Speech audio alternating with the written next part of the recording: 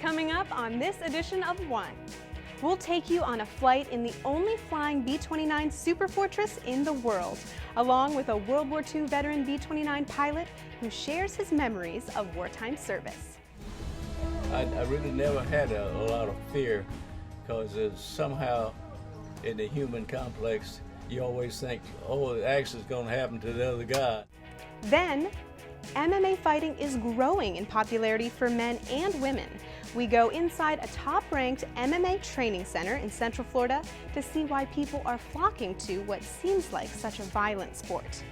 For me, I would say that it's made me a more level-headed person, that I feel more comfortable when I'm out, when I'm walking to my car. Also, we'll take you back in time to a turn-of-the-century schoolhouse to see what school days were like in the past. We've got all that and more, so stay with us for One.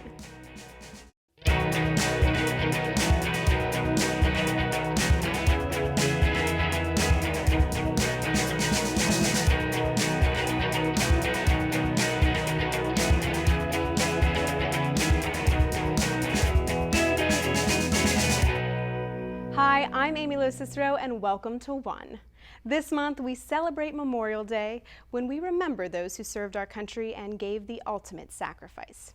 In our special segment this month, we honor those veterans with a story about an important part of our wartime history. The B-29 Superfortress was a World War II bomber that was instrumental in the U.S. campaign against Japan. Close to 4,000 were built during the war, but today, only one still flies. Harry Boswell is a 92-year-old veteran who flew B-29s in the war, and he boarded her for a memorable flight from Orlando to DeLand. Our camera was there to record this grand reunion.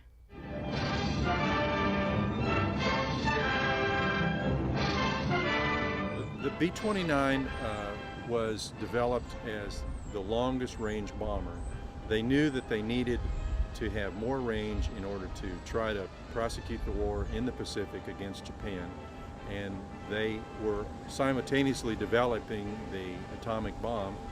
The B-29 was the aircraft that they used to deliver the atomic bomb that helped end World War II. The machine that we had going to build airplanes was just monumental. It was incredible, and when the war stopped, it was hard to shut that machine off, and we ended up with hundreds of acres of airplanes, hundreds of acres filled with airplanes. The Navy had requisitioned a bunch of B-29s just to use as targets out in the desert for their fighter bombers, and Fifi was one of the airplanes that was parked out there, and it never got hit. So when the government, the Air Force, finally released the airplane to us, we went out, the CAF went out and retrieved it, got it all airworthy, ready to fly, took off and flew it for 5 hours to Harlingen, Texas, and then they set about restoring the airplane so that we could take it out and tour and show the public the B-29. Fifi is the only flying B-29 in the world, and this squadron tours the airplane around to show the history of the B-29 and show it to the public and teach them that this is a large part of the history of this airplane and of World War II.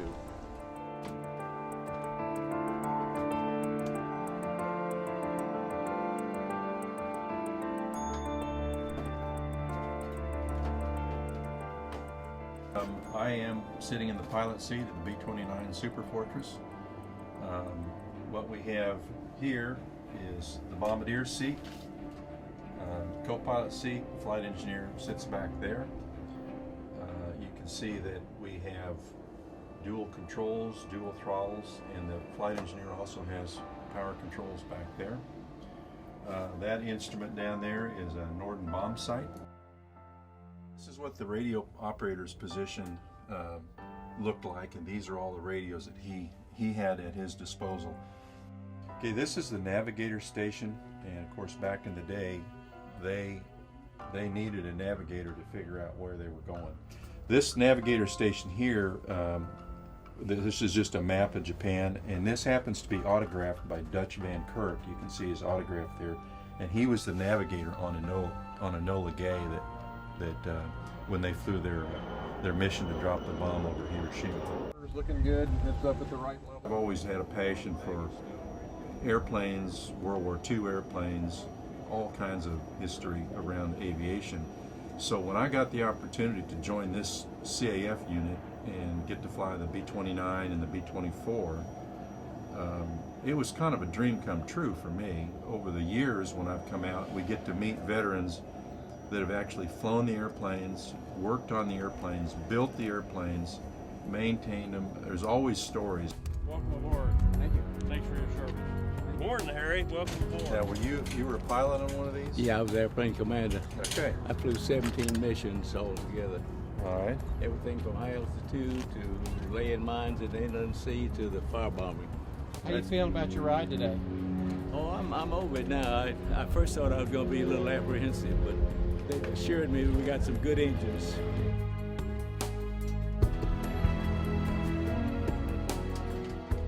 Over in the pilot's seat.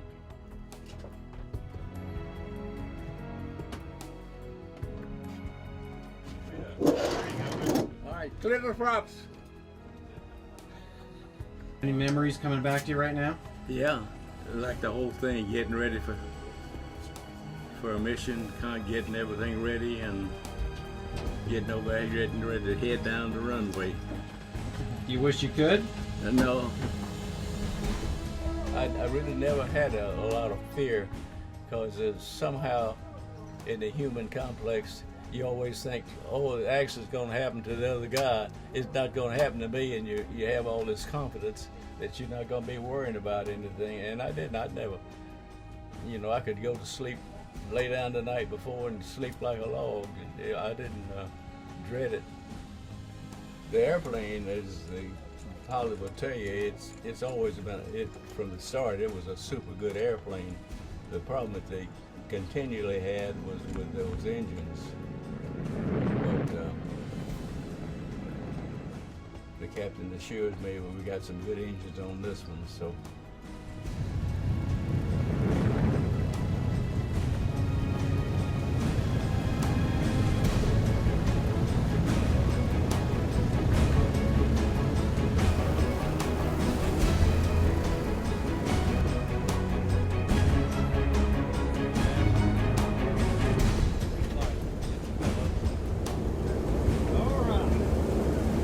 Flight 2137 is ready, 10 current time.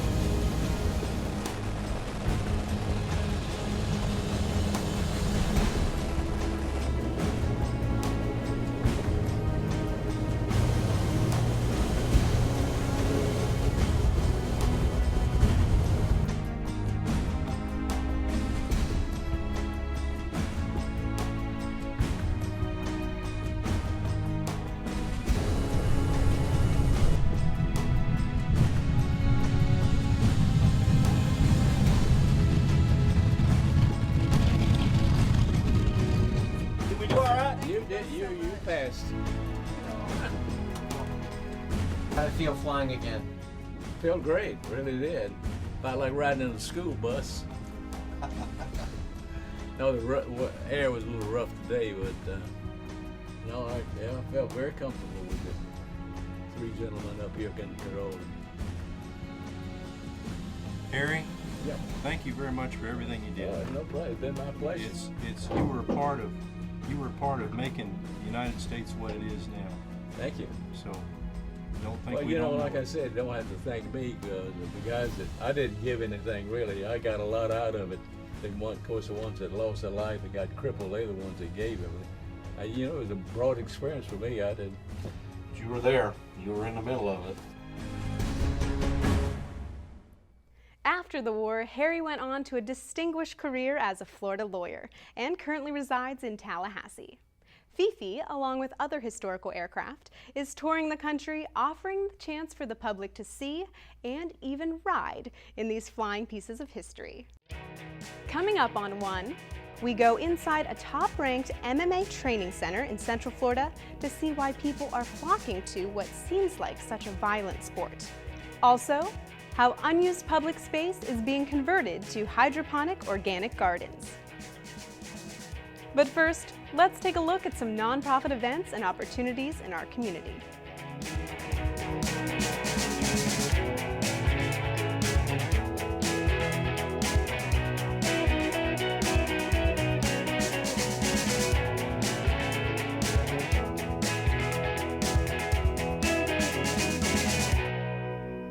Mixed martial arts, or MMA, fighting is growing in popularity for men and women.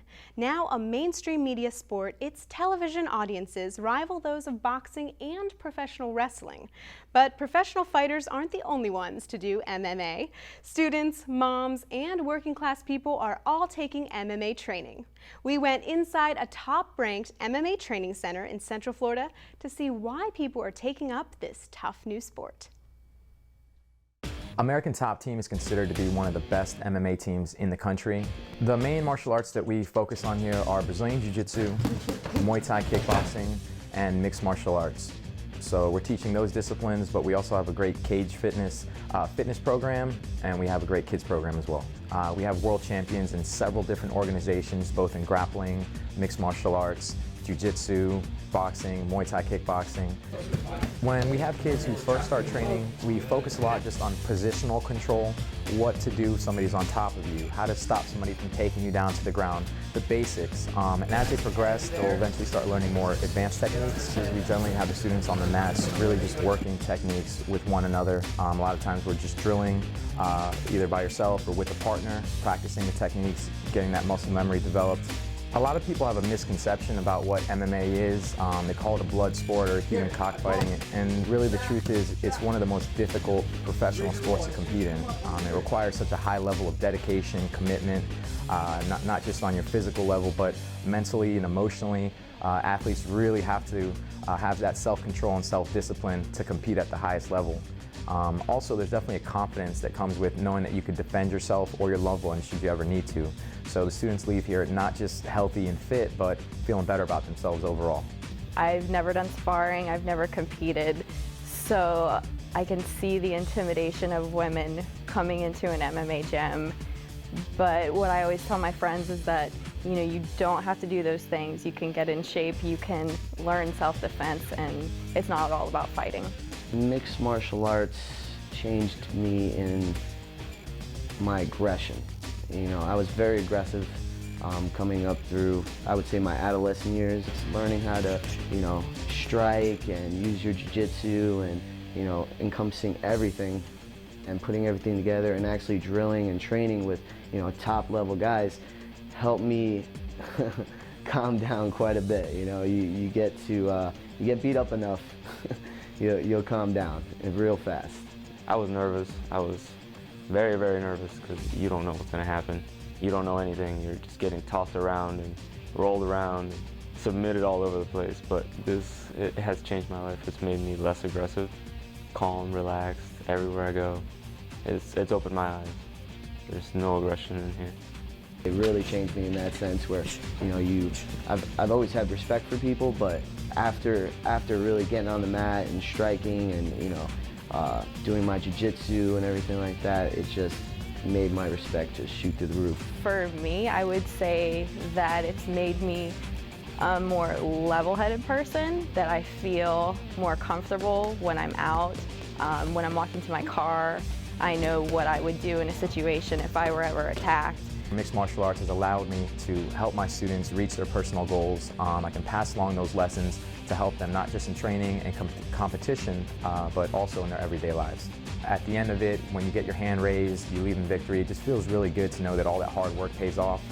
And on the other end, when I'm mentoring a student or coaching a student in their competition, it just feels really good to help our students work so hard, push themselves.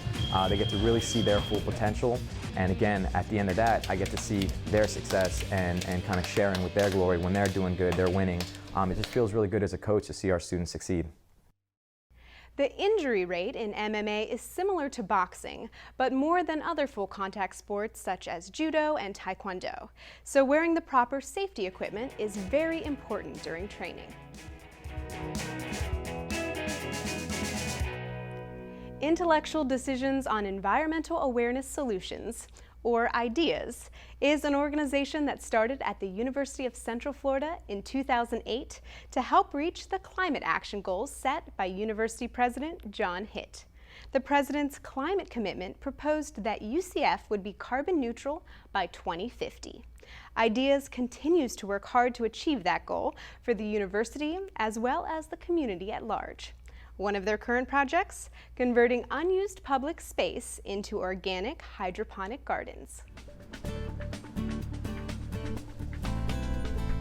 So today we're out at Sahib Aquaponics Farm. It's a installation of a sustainable agricultural method that we're doing here in Winter Park. And what we've done is partnered up with Sahib to turn the waste space of a shopping center into a food oasis. Aquaponics is so important because it brings people into the realm of being able to farm who never thought that they would be able to, and in far less land than they ever thought possible. Also, aquaponics ends up using about 10% of the water of traditional gardening does, and you're able to establish a closed-loop sustainable system that just keeps producing.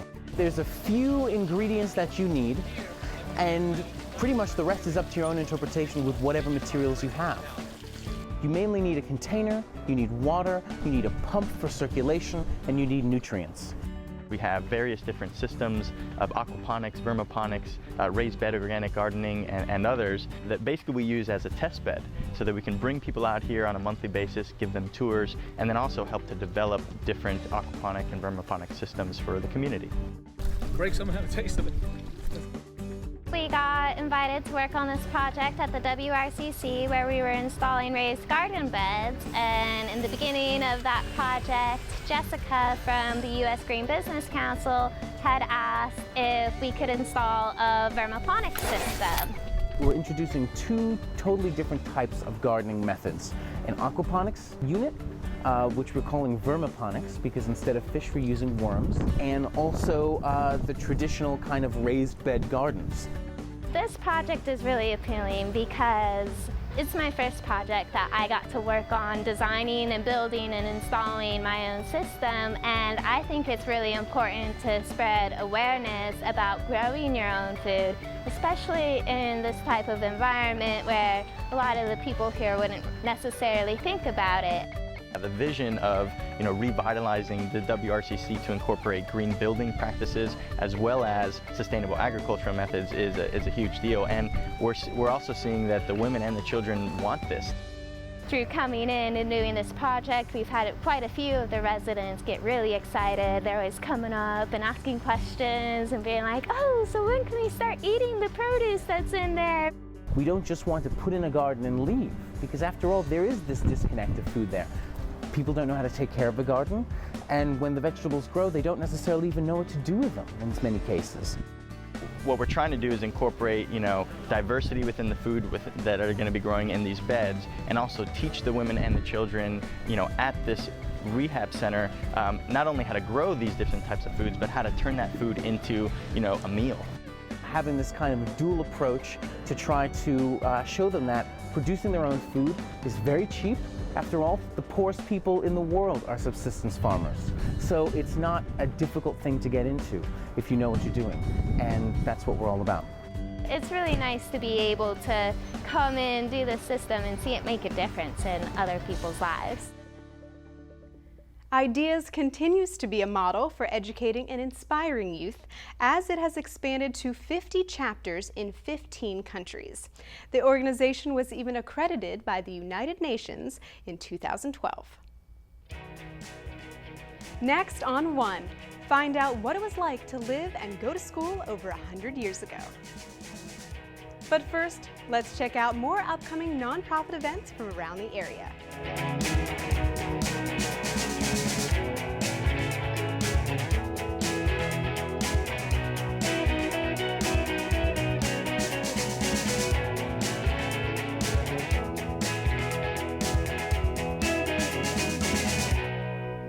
Nestled near historic downtown Sanford is the state's oldest continuously used school building. Officially known as the Public History Center, it's a place that gives visitors a chance to see what it was like to live over 100 years ago.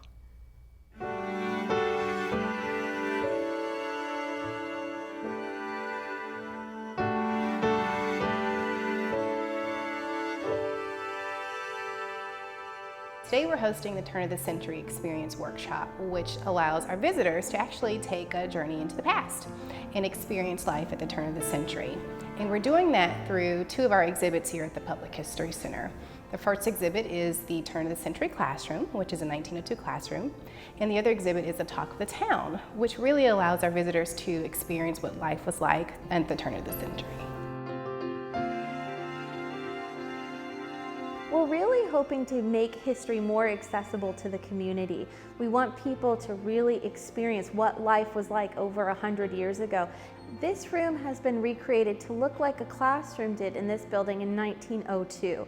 And a lot of the things in the room represent what the curriculum of 1902 would have included. One of the advantages we have is that the school went from being a school to a museum in a direct transition. So a lot of the things in this room actually were a part of the school.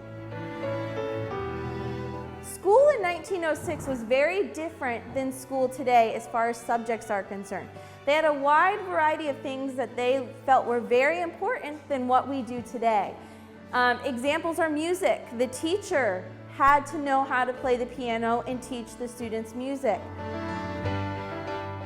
This is a multi-generational workshop, so we wanted to have families come together and experience what it was like from various levels. The part that I like the best is being able to see what it was like when my dad was going to school. It was just like his classroom would have been, and the different things his mother would have had to do in the kitchen, and so it was nice to go back in time and see that, and it's just a lot to think about. You know, we're so spoiled, and back then they really put in a day's work. We are so spoiled. Just even getting things, just household items. They really had to work at churning butter and washing their clothes, making soap, just things you take for granted. It looked pretty hard, especially when you draw with feathers. When there were no pencils, you had to use feathers to do it, and you can use raspberries, blueberries, and blackberries to make ink. We like to say we like to bring history alive and bring it to the present. History is something that people can experience and connect to and really grow from, and it's really important that they connect to what was going on in their community such a long time ago. So programs like this just make history more accessible for people in the community.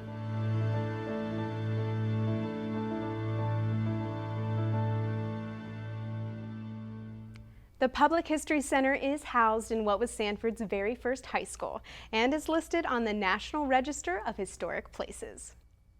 That's all for this edition of One. I'm Amy Lo Cicero. Thanks for watching.